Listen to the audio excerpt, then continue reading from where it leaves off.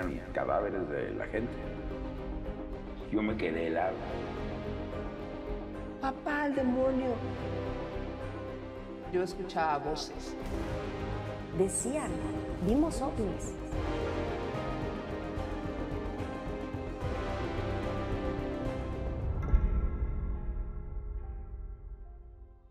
Buscar un porqué a veces es un desafío, a veces esas respuestas se encuentran, a veces no. Hoy vamos a indagar muchas cuestiones que no tienen explicación con un enorme amigo, una persona muy talentosa. Pepe, gracias por estar acá. Amigo, un placer, gracias por considerarme y encantado de estar aquí. Ojalá que las historias que traigo el día de hoy puedan ser del agrado del público. Sé que son muy fuertes, tú has sido parte de las historias. Así es. Entonces, pues muchas gracias. Cuando hablo de algo paranormal, ¿qué es lo primero que te viene a la mente? ¿Qué es lo que pensás que es? Algo que no tiene explicación dentro de la realidad que vivimos en el día a día. Son esos sucesos para mí que por más que tratas de entenderlos no vas a encontrar una respuesta concreta. ¿Cuándo te pasa por primera vez algo así? Mira, si hablamos de fenómenos paranormales es importante definir que hay diferentes tipos de fenómenos paranormales. Hay fenómenos paranormales buenos, desde mi perspectiva, y malos. Incluso, yo recuerdo que el primer fenómeno sin explicación que a mí me pasó y que hasta la fecha me tiene con muchas preguntas, creo que en algún momento te lo platiqué, yo tenía cerca de unos 8 o 9 años, mi papá trabajaba en ese tiempo como vendedor de una empresa panificadora muy famosa en México, y cada día del niño había una reunión de los trabajadores pueden llevar a sus hijos y se hacía una fiesta, una albercada o algo. Y recuerdo que en esa ocasión había habido un salón de fiestas y payasos y cosas, pero lo más grande de la noche era una rifa de bicicletas. Eso era lo que la gente estaba esperando, ¿no? Sacaban numeritos y tal numerito, bueno, aquí va el regalo para el niño. Yo recuerdo estar frustrado por decir, ya pasó muchísimo tiempo para que pase por mi premio, y fui uno de los 2 ganadores de esas bicicletas, ¿no? Después de 50, 60 niños, era un gran número, realmente pues son muchos trabajadores. Pero tal vez el destino había decidido que yo fuera el ganador de esa bicicleta, porque esa bicicleta tal vez iba a cambiar el destino de mi vida en algún punto. Ajá.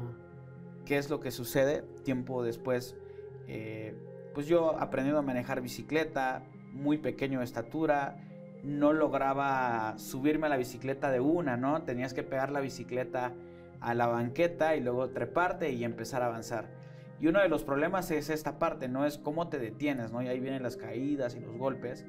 Y recuerdo que pues no llegaban, mis pies no llegaban al piso para frenar. Por ese motivo y esa razón, unos tíos deciden llevarme a mí, a mi primo, mejor a un campo de fútbol donde había una pista y había un estacionamiento, y ahí podíamos estar en bicicleta y jugar y todo lo que queríamos, ¿no?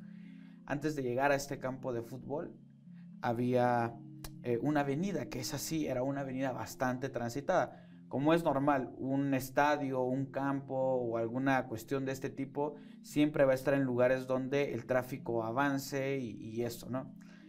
Recuerdo que cuando íbamos llegando a esa avenida principal, sucedió uno de los fenómenos más extraños y más inexplicables que yo pude haber vivido, y que estoy plenamente agradecido de haberlo vivido. Íbamos llegando a esa avenida y en ese momento, pues al principio, pues uno es algo pues, lento para reaccionar o ver qué va a hacer para frenar o para moverse, y recuerdo yo tener este problema de no saber cómo frenar, y la bicicleta iba encaminada totalmente a la avenida. 1 metro antes, amigo, sucede una cosa que yo no encuentro lógica. Yo no podía frenar, mis tíos estaban gritando porque mis tíos venían caminando y venían una cuadra atrás. Muchos carros pasando, y yo lo único que recuerdo es sentir cómo la llanta de adelante se desarma, se desprende de la bicicleta y yo caigo al piso 1 metro antes de llegar a esa avenida. Si alguien quiere una explicación de un ángel guardián, no hay una mejor. Claro, exacto. Y esto, fíjate que yo me considero una persona bastante afortunada.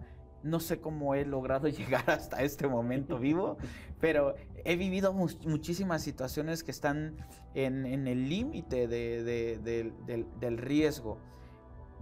Una vez en una pequeña reunión en casa de un buen amigo, él vivía en un loft, ese loft estaba hasta arriba, en un pequeño cerrito, y todo estaba lleno de árboles. Recuerdo que había una cantante que estaba en esa reunión, y me dice, oye, me gustaría platicar contigo. Y recuerdo que nos salimos a la parte de afuera de la casa y estábamos sentados entre los árboles y una plática acerca del arte y de las cosas. Y me dijo, oye, ¿a ti se te ha muerto alguien hace poco? Yo le digo, no, ¿por qué?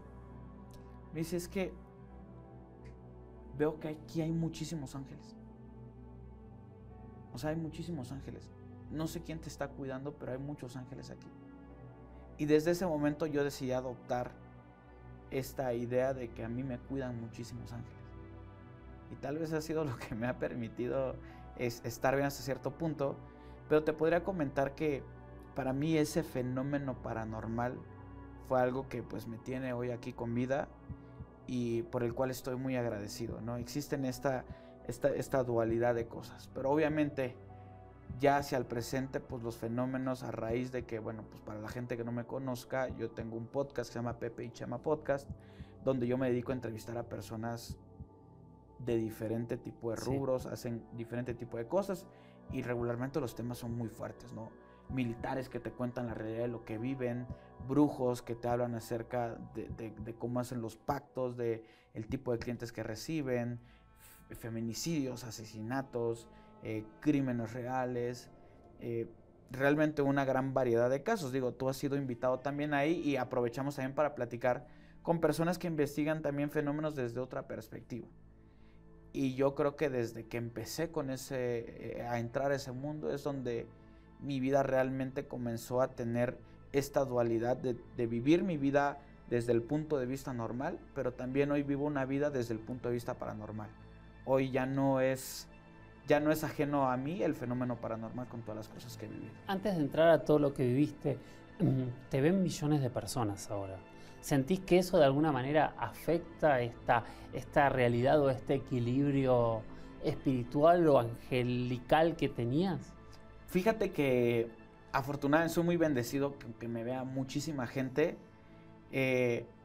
No siento que afecte en mi realidad el hecho de que me vean menos o más personas. Ajá. Lo que realmente sí afecta mi vida creo que es aquellas personas que se sientan frente a mí. Es lo que ocurre en esto. Eso para mí. Es ahí donde se marca una situación pues distinta al hecho de que me vea tanta gente. Digo, yo recibo muchos comentarios todo el tiempo y hay comentarios que están tirados al lado paranormal. Pepe, yo vi tu entrevista y quiero que vayas al doctor porque yo tengo un don especial y estoy viendo que algo en tu cuerpo no está bien. ¿No? Son algunas características, o Pepe, ten mucho cuidado porque estoy viendo tal situación que te va a poner en peligro. O sea, de repente esa comunicación del público hacia mí es donde he podido experimentar pues un poquito más de la vibra o la energía del público. ¿Y le prestás atención a esos comentarios o los ignorás o cómo haces para diferenciar? Pues mira, te voy a ser sincero, el problema de esos comentarios es que dentro de mi vida tienen muchas posibilidades de ser real. Uh-huh. ¿Por qué? Porque tal vez cuando me dijeron eso, yo ya tenía dolores desde hace tiempo. Sí, sí. Entonces yo también soy una persona que se sugestiona muy rápido. Pero el tema es que también muchas veces una entrevista tuya por ahí sale un año después de que la grabaste. Claro, entonces... sí, totalmente, sí. ¿Cuándo es la primera vez que sentís que la persona que se te sienta enfrente te puede empezar a afectar ese mundo paranormal? ¿Lo tenés claro a eso? Mira, sí, y son dos momentos, diría yo. Ajá. Yo recuerdo estar en una entrevista, mi quinta, sexta entrevista, y morirme de miedo. No me preguntes de dónde vino ese sentimiento, pero yo tenía genuinamente miedo. Salí de la entrevista con dolor de cabeza. Recuerdo que en ese tiempo me fui a cenar unas tlayudas con unos amigos y les dije, no me siento bien. Era la primera vez que yo hacía un capítulo referente al tema de los viajes astrales. esta parte de la facultad que tienen algunas personas para desprenderse por la noche de su cuerpo y poder visitar diferentes lugares. Camilo, mi invitado colombiano, a través de una videollamada estuvimos platicando, y Camilo tenía ese don de poderlo controlar a un nivel que yo nunca había conocido. ¿Sabés que es una de las entrevistas que cada vez que hablo de que somos amigos es de las entrevistas, es la entrevista que más me han repetido personas que incluso le han cambiado la vida a esa entrevista? ¿La de viajes astrales? Sí, la de Camilo. Oh, wow, no sabía. Pepe y Chema, José. Después me tenés que decir cómo te presentamos también, ¿no? Es un problema eso, siempre ha sido un problema. José Manuel, mi nombre. Pepe regularmente me dicen aquí en la Ciudad de México y Chema en Chiapas. Está raro. Y por eso Estoy es acostumbrado. Pepe y Chema también. Pepe y Chema también, yo soy los dos, sí, totalmente. Está muy bien. Me estabas diciendo que con esta entrevista con Camilo fue la primera vez que sentiste miedo. Y es raro, porque no es una entrevista terrorífica de alguna manera. No es una entrevista terrorífica, pero genuinamente yo creí mucho de lo que él me platicaba. Él me hablaba, yo descubrí los viajes astrales porque un día yo estaba intentando tener un sueño lúcido, o sea, es el poder de controlar tu sueño, ¿no? Sí. De darte cuenta que estás soñando y poder hacer lo que tú quieras. Entonces, estaba buscando un sueño lúcido, recuerdo haber estado acostado en cama de mis papás y de repente sentir que estaba temblando todo, pero literalmente como si fuese un terremoto. Y entonces yo me levanto espantado y me doy cuenta que no estaba temblando nada. El tema de todo esto es que me pongo a investigar y resulta que lo que estaba teniendo era un viaje astral. Estaba despierto, durmiendo. Y esta parte era tal vez sinónimo de que ya iba a desprenderme de mi cuerpo, ¿no? El chiste de esta parte es que yo ya asumía que era real. Cuando Camilo va y me cuenta, me empieza a decir que él ha visitado a su papá en este plano astral. Su papá ya tiene unos años de muerto, ha platicado con su tía, han hablado de qué pasa después de la muerte y él le comentaba, una vez que tú te mueres pasas a un siguiente nivel y aquí también tenemos otras responsabilidades y cuando dejemos este plano vamos a pasar a otro plano donde tendremos otras responsabilidades. Entonces me empezó a impresionar esa parte y Camilo me contaba dentro de sus historias que él había deseado ir al centro del universo a través de un viaje astral. Y me dice, Pepe, yo cuando llegué al centro del universo, para mí fue impresionante lo que yo vi. Dice, de entrada cuando llegué, me sorprendió que habían figuras geométricas. Habían figuras geométricas en el espacio. Pero una característica y lo más importante que yo sentí es que sentía mucho amor. Sentía una fuerza que me abrazaba y que me hacía sentir feliz. Esas fueron las historias que me fue contando hasta que llegamos tal vez al punto fuerte. Camilo fue perseguido en la vida real por personas que él se encontró en el plano astral. Entonces ya ni en sus sueños estaba seguro, ya estaba siendo perseguido. Camilo, por lo que él me cuenta, tuvo acceso al área 51, me contó características muy específicas de lo que veía ahí. Y a mí me daba miedo porque yo sentía que mientras platicábamos, alguien más nos estaba escuchando. Claro. Eso a mí me dio mucho miedo porque sabía y creía firmemente que lo que Camilo me decía era real. Él me decía, Pepe, cuando yo estuve en el área 51, fue la primera vez que yo me di cuenta que una persona en la realidad me pudo ver. Él supo que estaba yo en esa sala y me volteó a ver. Pero él me contaba que eran como diferentes niveles. Me hablaba de que conforme iban bajando, habían cosas, o sea, diferentes pisos, digámoslo así, hasta que llegó al último piso y ya no había nada en sí, había una caverna. Él me decía, eran luces rojas, y que él pudo ver que habían pláticas entre humanos normales y seres que tenían características de animales. Queda muy abierto para el pensamiento del público, pero genuinamente yo les puedo decir que eso para mí fue bastante revelador. A ver, ahí hay un proyecto muy famoso de CIA que se dedicó a buscar mentalistas, que es MK Ultra, que justamente lo que se dedicaba a buscar era gente que pudiese viajar de manera astral para buscar elementos, controlar, cuidar y demás. No es el único plan que existe, de hecho existen un montón de lados de maneras muy sorprendentes. A mí me ha tocado entrevistar a un psicólogo que estudia todo lo que sean viajes astrales y ha hecho pruebas en laboratorios, de alguna manera similar a lo que antes había hecho aquí Jacobo Grinberg, de hacer viajes astrales y mandarlos a buscar cosas que habían dejado en la ciudad, y él me decía que entre un 30 y un 45% le decía hasta la placa del carro donde la habían dejado. Totalmente. Y después, el otro punto que es muy loco en este sentido, que me fue automáticamente, es los mentalistas que ayudan a la policía. Hay un gran mentalista uruguayo que se llama Marcelo Aquistapache, que tiene resueltos una cantidad de casos que son asombrosos. De hecho, en un momento empezaron a plantear, él es el asesino, ¿cómo va a saber los detalles que está teniendo? Yo lo he entrevistado un par de veces para mis programas, y también lo de Marcelo en ese sentido es asombroso. O sea, hay una realidad. Y lo otro loco que me pasa, este espacio que lo conocés, que todos ustedes obviamente lo conocen, se sientan celebridades a hablar de sus experiencias. Yo te diría que el 50% o más están hablando de viajes astrales. ¿Y cuál fue la siguiente? ¿Cuál es la siguiente donde decís, sí, esto me está cambiando mi mundo paranormal? Sí, la siguiente entrevista fue la que ya abrió este portal de lo no agradable. Ajá. Yo había conocido por medio de una entrevista con una persona en Perú, igual una videollamada. Platicaba con ella, tenía la capacidad de conectar el mundo de los vivos con el mundo de los muertos, y la gente le pagaba consultas a ella para decir, oye, necesito hablar con un familiar para cerrar algo importante. Ella me contó en esa entrevista, y eso fue lo que marcó para mí el inicio de todo.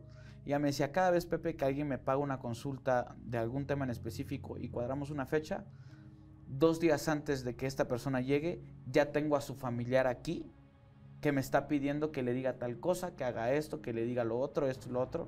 Y yo tengo que poner orden en este mundo, y también tengo que poner en orden en el mundo de los vivos, ¿no? Y entonces para mí fue importante y clave entender que estos mediums, videntes, tienen esta capacidad de conectarlo. Ahora, esa fue una entrevista que tuve. Y en algún momento tuve la oportunidad de hacer otra entrevista con un medium, pero ahora sí en persona. Y desde que esa persona iba a llegar al estudio un día antes, ese estudio era donde grababa, donde editábamos, donde dormía, donde comía, donde hacía absolutamente todo. Ahí era mi casa, era mi casa. El chiste es que yo recuerdo, siempre he tenido una muy mala costumbre de comer a diferentes horas, y ese momento estaba cenando a las 2 de la mañana. Y estaba sentado porque en ese momento no tenía mesa, no tenía nada. Había una mesita que era el centro de mi estudio, donde poníamos los soportes para los micrófonos y todo. Y yo estaba sentado en el piso y estaba comiendo algo. Y de pronto, así como tú tienes esta puerta detrás, exactamente lo mismo. Empezaba a sentir algo que estaba ahí, pero que era evidente y era distinto a cualquier situación normal de cuando estaba solo, ¿no? Sentía que alguien estaba, y que alguien estaba, y que alguien estaba, y es la única vez que he sentido que he volteado más de 30 o 40 veces a un mismo sitio, porque siento la presencia de algo. Esa puerta era la puerta de mi cuarto. Me voy a dormir, todo perfecto, y al día siguiente comienza la entrevista. Mientras hacemos la entrevista, la persona, yo le comienzo a decir que pues tiene algunas experiencias y cositas, y me dice, de hecho quiero decirte algo, y como sé que no te está dando miedo lo que estamos platicando, quiero decirte que hay alguien detrás de ti. Y yo, tomándolo un poco a broma, le digo, ¿a poco? ¿Y quién es? Es un hombre de tales características, esto y lo otro, y le caigo bien, le pregunto. Y me dice que sí, dice que le caes muy bien. Ah, perfecto, pues nos vamos a llevar bien. Yo no sabía que lo que estaba haciendo era hacerle una invitación a alguien para que se quedara. ¿Ok? En esa entrevista sucede la única ocasión que ha sucedido algo realmente paranormal, digámoslo así, y que mientras yo platico con el entrevistado. Y es que así como estamos tú y yo, exactamente yo del lado derecho de cámara, ella del lado izquierdo, veo cómo pasa una luz caminando detrás de ella. Yo me espanto y me hago así, y en la grabación está, o sea, en la grabación está mi reacción, pero en la grabación no está lo que yo vi. Entonces para mí fue sorprendente, porque recuerdo que eran como rayos de luz alargados que iban avanzando, pero como en pulsaciones, y de repente desaparecer. Ella me dice, no te preocupes, es normal por la energía, por todo lo que está sucediendo, tienes que poner una veladora. Entonces yo pongo la veladora y de repente a los 2 días puse esa veladora y ya tenía otra entrevista pactada. Y esta persona era una dactiloscopista. La dactiloscopista se encarga de sacar las huellas dactilares tanto de escenas de crimen, pero ella generalmente trabajaba en la morgue aquí en la Ciudad de México y se encargaba de recuperar la textura de la huella dactilar de los cadáveres que ya estaban en estados de putrefacción para sacar ciertas características, meterlas a un sistema de huellas a nivel nacional y ver si hay alguna característica con alguna persona. Y entonces ella ve la veladora desde que llegamos y me pregunta, oye Pepe, ¿por qué pusiste tu veladora? Y yo le digo, mira, es que pasó esto y lo otro. Me dice, qué raro, tu veladora se está consumiendo muy rápido. ¿Hace cuánto la pusiste? No, pues hace como 40 minutos. Ok. A las 3 horas, la veladora ya se había terminado. A mí me habían dicho que esa veladora se tenía que consumir en 3 días, que era el tiempo normal. Claro. Pero la veladora estaba así. O sea, era impresionante. Es como si le soplaras desde diferentes lados y la llama se mueve a diferentes puntos. A partir de ahí, no sé si fue bueno el hecho de poner una veladora, porque a mí me dijeron, Pepe, hay un riesgo. Esa luz puede servirle a la gente para que se vaya, pero también si hay más gente alrededor, va a venir para buscar la luz. De repente lo que empieza a suceder en mi casa es que amigos que llegan me dicen, oye, hay alguien adentro de tu cuarto. Y yo, no, es la ropa que está guindada y todo. No, me hacía así. Y de repente empieza a generar esta situación de paranoia y mi esposa, pues Angélica, que la conoces, es la primera persona dentro de la casa que comienza a ver cosas que ya no podemos explicar. Ella me preguntaba de repente, yo dormido, acostado, me decía, ¿qué haces parado ahí? Y yo, no estoy ahí, estoy aquí acostado. Y se espantaba muchísimo. Yo recuerdo que había momentos que me decía al día siguiente, oye, ¿por qué me jalaste el cabello? Y yo, no lo hice, te juro que no lo hice. Al principio creía que eran bromas de ella para molestarme y luego me di cuenta que no eran bromas. Porque ya no solamente era ella, ya salían volando vasos, ya se escuchaban cosas muy raras dentro de los closets, de adentro hacia dentro de los closets hacia afuera, ¿no? Se escuchaban ruidos. Entonces, a mí, fíjate que no me tocaba escucharlo, no me tocaba verlo tal cual. Todo era que lo veían las demás personas. Yo no sé si de repente este ente que de repente le hice la invitación y le dije nos vamos a llevar bien, tomó el cargo de ángel guardián. ¿O se puso celoso del resto? No lo sé. Pero en algún momento en esa casa yo sí pude ver algo. Ajá. Y ese algo, más allá de que me espantara, me dio el valor de ya poder dormir con tranquilidad. Después de todo lo que sucedía, yo dormía con la luz prendida. O sea, literalmente dejaba la luz prendida del baño y de un pequeño walk-in closet que tenía, y ahí se quedaba la luz prendida toda la noche. Recuerdo que una vez específicamente, una mañana, sábado hacia domingo, alrededor de las 5:45, 6 de la mañana, donde ya entra un pequeño resplandor de las nubes del amanecer hacia la terraza que estaba a un costado de mi cuarto, yo estaba teniendo mucha parálisis del sueño. Pero parálisis del sueño como nunca antes me había tocado. Es decir, me daba la parálisis, yo ya esperaba que diera cierto tiempo para ya poderme empezar a mover, pero cuando terminaba empezaba otra, y entonces yo me fastidié porque me intentaba volver a dormir y automáticamente entraba en parálisis. Entonces dije, ya me voy a quedar despierto porque ya estoy cansado, es agotador. Recuerdo que cuando dije eso, volteo hacia la terraza y lo recuerdo perfectamente. Veo a un hombre asomado así, entre la puerta y la ventana, en un pequeño, aquí le decimos castillo, una pequeña estructura de cemento que está a la mitad entre la ventana y eso, de unos 25 centímetros, y veo cómo él está asomado con la cabeza así.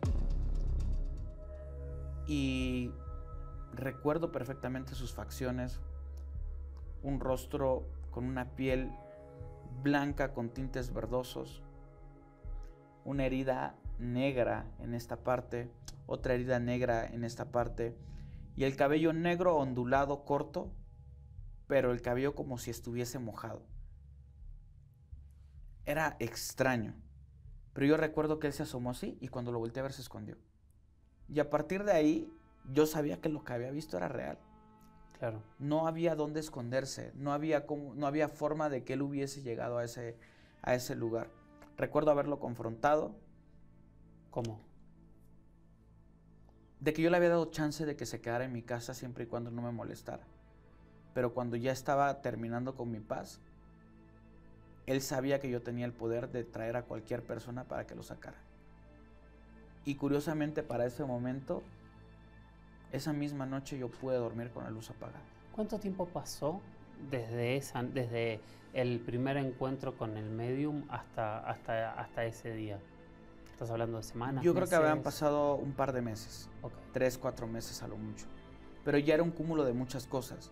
Ya habían llegado personas con un péndulo a decir qué es lo que sucedía y todos los péndulos que eran como 2 que llegaron en su momento apuntaban en dirección a mi cuarto, específicamente hacia el closet.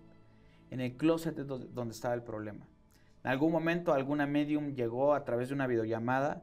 Ella dijo, hay una señora y hay una enfermera. Algo pasó entre ellas dos, no sé qué, pero es lo que yo percibo. Decidí salirme de ese lugar y separar este universo dentro del lugar donde yo grababa y metía gente con diferentes perfiles a tener mi propio hogar, ¿no? Siempre estuve acostumbrado a trabajar en el lugar donde vivía. Y a pesar de que esto pudo haber ayudado, significativamente empeoró las cosas. Porque ya empezábamos a vivir situaciones muy concretas donde ya no había una explicación, donde los imanes del refrigerador salían volando y tú decías, ¿cómo es posible que un metal que tiene energía para juntarse a un lugar de pronto pierda esa energía y salga volando metros? Yo recuerdo que específicamente había una crema que estaba dentro de la habitación que yo la dejaba en un lugar y aparecía tirada. Y recuerdo yo haber dejado esa crema en un lugar específico, acostada, parada entre cosas, y decir, si esta crema sale volando de este punto, es porque esto ya no tiene una explicación. Y salía volando. de hecho grabaste hasta un vaso. Yo tengo videos. Y sí, o sea, en un cierto punto las manifestaciones comienzan a ser muy visuales, no para mí, sino para mi esposa, a tal grado que nos tenemos que ir de la casa. Nos vamos a un hotel, nos dan la recomendación de poner vasos con agua para que mientras durmamos los pongamos detrás de nuestras cabezas, y al día siguiente, mientras yo me estaba bañando sin revisar los vasos, mi esposa me dice, oye, hay un cabello dentro de mi vaso. Y yo le dije, bueno, pues puede pasar. Después, a los 2 minutos me dice, oye, hay un cabello en tu vaso. Entonces, yo regularmente, ahorita traigo gorra porque traigo el cabello largo, porque no me gusta peinarme, pero regularmente ando pelón, o sea, y el cabello era de este tamaño, mi cabello de este tamaño, y el cabello de ella Angélica, de sí. este tamaño. O sea, tú decías, y los 2 cabellos, curiosamente, tal vez con la misma característica. Tú has sido una de las personas que nos has ayudado muchísimo y que me dijiste, Pepe, yo solo conozco un par de personas que considero que te pueden ayudar. Soham en su momento, no sé si se pronuncia Eric bien, ¿no? Soham, sí. Eric Soham, y una persona de Brasil.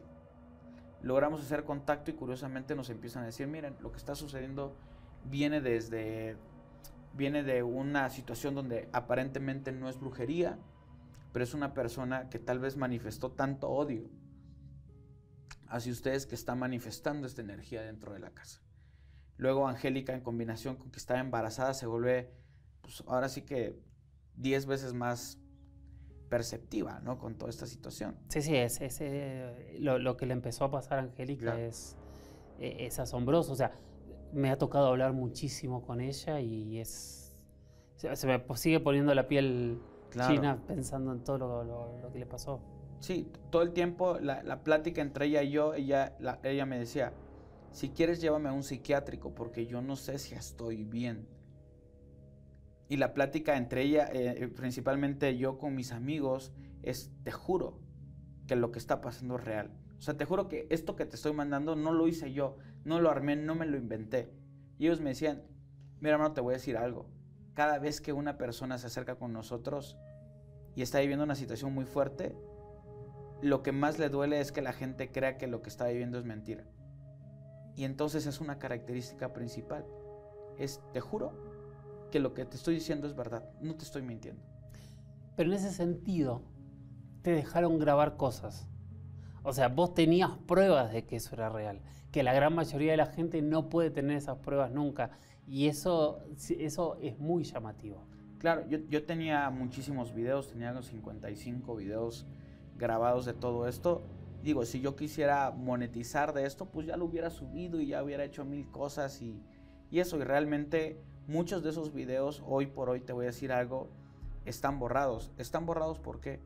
Porque es la intimidad, no mía, es la intimidad de nuestra vida y de mi esposa principalmente. Que le estaba pasando muy mal. Muy mal. O sea, era una constante, pues, estar llorando, estar triste, tratando de entender qué es lo que estaba viviendo, no acostumbrándose a que mientras ella y yo estábamos platicando, ella veía a alguien detrás de mí que se estaba riendo. Entonces era muy complicado para ella. Y uno de los momentos donde ella se da cuenta de que lo que está viviendo es real, justamente tú estuviste presente en ese momento. Sí. Jorge nos dice, oiga, va a venir Eric Soham aquí a la oficina. Estábamos grabando el piloto del proyecto que tenemos. Y vamos a decir lo que es desclasificado, que ya lo pueden ver que está en YouTube, desclasificado, ahí lo pueden encontrar. Aquí Jorge, el host, y pues todo mi equipo haciendo toda la labor de producción. Y recuerdo que me dijiste, voy a tener un invitado que creo que es la única persona en México que te puede ayudar. Y entonces, si quieres trae a Angélica, yo llevo a Angélica. En la oficina tenemos una mesa larga donde están sentados los productores, que es como el centro, el punto de gravedad de la oficina, donde pues ahí convergen todos los espacios. Y ahí Eric le comienza a decir a Angélica, cuéntame qué es lo que estás viendo porque te voy a ayudar. Angélica comienza a darle las características. Pero era como una niña, no era Angélica. A mí me impresionó mucho. Todo el mundo me decía, cuando yo lo contaba, y eso no lo grabaron, no, es parte de una intimidad que es ingrabable. Pero por otro lado son esas las pruebas donde uno puede decir, cuando todos te dicen, ¿y cuáles son las pruebas? ¿Cuáles son las pruebas? Es que es tan difícil, claro, porque estábamos viviendo algo muy real y ella a mí me hizo acordar, era una niña que no quería hablar. No quería hablar. Y yo no lo entendía. Yo, honestamente, y ese día, me imagino que lo notaste, pero yo genuinamente me molesté con ella porque dije, sí, es la única persona que nos puede ayudar y tú decides quedarte callada en este momento. Pero después le dijo algo increíble. Pero después tenía una razón de ser porque estaba callada. Estabas con Eric Soham. Déjame hacer una mini introducción, claro, para quien no sepa. El maestro Eric Soham era el parapsicólogo que se hizo muy, muy reconocido aquí en México con tal vez el programa de radio más escuchado de la historia de México, que es La Mano Peluda. Y él fue parte de eso. A partir de ese momento, cuando yo hice mi primer documental, en ese momento que fue para Infinito, estoy hablando de 2004, siempre ha sido una persona muy recurrente en mi vida, en el plano profesional de mis documentales, pero también siempre que lo veo me dice, tenés algo acá, tenés allá. Y yo me ha generado mucha confianza en su forma de trabajar y hablar, y por eso, más allá de haberlo citado para hacer la entrevista, te lo recomendé para que pudiese hablar contigo con Angélica. Claro. Sí, ya estando ahí, cuando Angélica está frente a Eric, Angélica se queda callada, no quiere decir, no quiere contestar preguntas, no quiere hacer nada. Eric me dice, ponte detrás de ella porque posiblemente se pueda desmayar. Tú estabas, recuerdo, yo estaba aquí, Angélica estaba aquí, el maestro Soham viendo de frente a Angélica, y tú en la parte de atrás de mí, lado derecho. Lo recuerdo perfectamente. Y entonces, y la esposa de Eric sentada en la mesa de los productores. El chiste de todo esto es que él le pregunta cosas y Angélica no quiere hablar y dice, bueno, vamos a lo que es, ¿no? Cuando habíamos ido a Durango un mes antes, Angélica había empezado a gritar en el baño porque dijo, déjame en paz, y había encontrado a una mujer dentro del baño que no existía, pero que esa persona ya se había venido con nosotros a la Ciudad de México. Entonces, lo que no entendíamos era si era un problema que ella tenía o realmente había algo que le estaba afectando. Entonces, cuando estaba ella parada frente al maestro Eric, le comienza a dar las características de esta mujer que no se callaba y que se burlaba y que le gritaba. Y de repente le dice, cuéntame cómo es ella. Angélica le empieza a dar las características concretas de cómo es la persona y el maestro Eric cierra los ojos. Cierra los ojos y comienza a mover sus manos, como a sentir tal vez esa energía. Y de pronto sucede una de las cosas más extrañas que he visto en mi vida. Y es que el maestro, ¿qué hace, amigo? ¿Te acuerdas? Estira la mano y jala algo. Y frente a todos le pregunta a Angélica, ¿esta es la persona que tú estás viendo? Y Angélica le dice, sí. Con todos ahí parados, sin poder ver ni... Primero le dice Primero que ve no. a alguien y era una niña la que Sí. había agarrado y Angélica le dice no. Yo hasta le dije, si no ves nada, díselo. Y ella le dice que no. Y después en la segunda ocasión fue que le dice, sí es esta persona, y el maestro ¿qué hace? Lo ata. Y lo avienta. Y desde ese momento se tranquiliza hasta cierto punto esta parte de que la han molestado. Aún hoy por hoy te puedo decir que ella me sigue diciendo, ay, pues sigo viendo la misma sombra negra detrás de ti. Sigue viendo a ciertas personas que vivieron en la casa donde nosotros vivimos actualmente. Y ha desarrollado un poder, sin duda alguna, impresionante para mí. Pero pasó algo más con Soham esa noche, Claro. que fue impresionante. Angélica, como les dije, ella estaba callada, ya no quería hablar. Bajamos, yo principalmente algo molesto, bajamos el elevador, nos salimos de la oficina y en la parte de afuera estaba el maestro esperando su transporte, estabas tú y estaba yo abrazándola a ella y diciéndole ya tranquila, no te preocupes, no pasa nada. Y yo la estaba abrazando y ella estaba viendo hacia la pared. De pronto me muevo tantito, le doy la vuelta y la vuelvo a abrazar, pero ella queda viendo hacia el maestro y me dice, no quiero verlo, dame la vuelta. Yo le doy la vuelta y le pregunto, ¿por qué no lo quieres ver? Es que yo no sabía que hoy iba a ver todo esto que yo vi. Él trae como 30 personas pegadas. Y yo no me quería quedar callado. Yo le pregunté, maestro, una pregunta. Angélica dice que usted trae muchas personas pegadas. ¿Por qué? Y el maestro, en lugar de responder, hace una cosa que parece graciosa hasta este momento, no sé si lo recuerdas. Se pone a caminar en círculo por toda la banqueta para que desfilaran todos los entes que traía detrás, que evidentemente nosotros no podíamos ver, pero que ella sí. Sí. Entonces fue uno de los momentos más impresionantes y un momento que marcó esta parte de decirle a Angélica, ya te diste cuenta que es real, ya te diste cuenta que no eres Pero tú. él se sorprendió porque él dijo, los estás viendo. Sí, sí, él realmente es la única persona que yo conozco que sentí que vive en la línea entre el plano físico y el plano... Es que es impresionante. Yo, a ver, ojalá la tuviese, pero en la primera entrevista que yo le hago en el año 2004, 2005, cuando lo conozco, que fue mi primer viaje a México casualmente, él justamente habla de estos, él les dice guías, ayudantes, arcángeles, de hecho en algún momento también dice que son los que lo ayudan y los que lo acompañan y lo defienden de todo lo que hace. Sí. Híjole, yo aún no logro comprender el poder que Eric tiene, pero sin duda alguna, para mí es una persona que es totalmente especial en esta parte. Yo lo he visto hacer muchas de estas cosas, muchas veces. He estado en su consulta con cientos de personas esperándolo y es impresionante. Y es muy loco, ¿no? Fíjate cómo estamos terminando la entrevista como la empezamos, como vos te acompañaba a alguien en la bicicleta, Claro. y como él lo acompaña a alguien que también dijo que lo acompañaba, que Angélica tenía gente que la acompañaba. Claro, sí. Ella ahorita actualmente no te puedo decir que ve tanto como antes.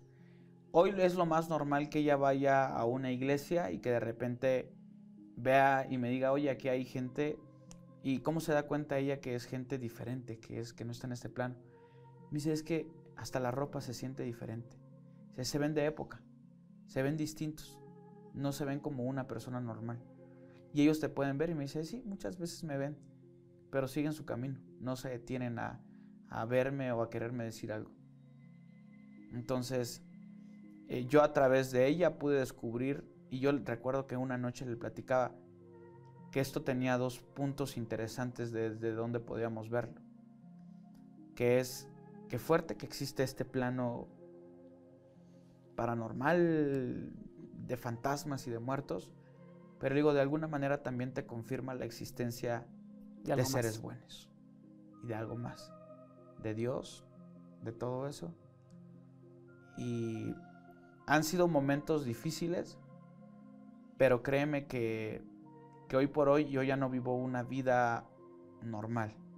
Ya en mi vida existe este plano que ahora es parte de la normalidad. ¿Qué es normal? O no es normal porque está fuera de la normal. Por eso lo llamamos paranormal. Claro. Desde el primer capítulo yo explico, para significa fuera de, detrás de. El concepto de para es un concepto aristotélico que era fuera de la biblioteca. La biblioteca, sobre todo en lo que es parapsicología, por ejemplo, para es todo lo que está fuera de la biblioteca de la psicología. Paranormal es todo lo que está fuera del conjunto de elementos de lo que creemos, conocemos normales, pero no, de ninguna manera significa inexistente, de ninguna manera significa mentira, qué sé yo. Hay mucha gente que le teme estas cosas y prefiere negarlo.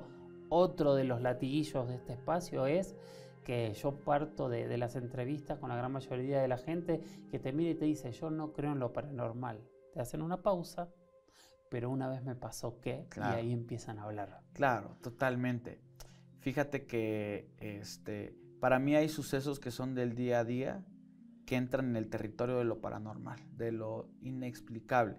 Y Jacobo Grinberg tal vez lo entendió, bueno, él entendió, no tal vez, lo entendió perfectamente, pero a mí siempre me ha sorprendido el hecho de que pensemos en alguien y que esa persona automáticamente nos haga una llamada, que pensemos en algún momento específico, en alguna canción y esa canción suene. Hay muchas coincidencias que existen y que te hablan de que hay algo más, ¿no? De esta red de intercomunicación humana, porque sí es cierto, o sea, los lugares expiden energías y las personas también. ¿Hoy te da miedo todo este mundo? No me da miedo. Hoy te voy a decir algo, a mí lo que me da miedo es el plano real, el plano físico, el plano normal, que es la seguridad, la gente mala. Para mí eso es lo que hoy por hoy te puedo decir que me da miedo. Pero todo eso que está allá, yo estoy tranquilo porque sé que como existe lo malo, existe lo bueno.